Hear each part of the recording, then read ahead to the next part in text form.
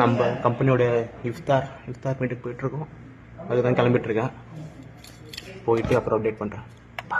இல்ல நான் பேஸ் நல்லா தானே வந்ததுல பாட்டை பொறுத்து பாட்டை வேற பாட்டு வைடா.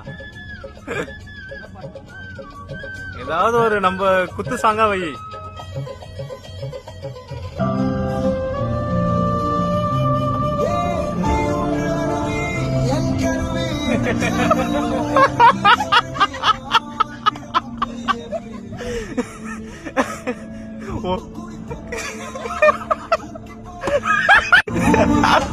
பக்கத்துல பாம்பு.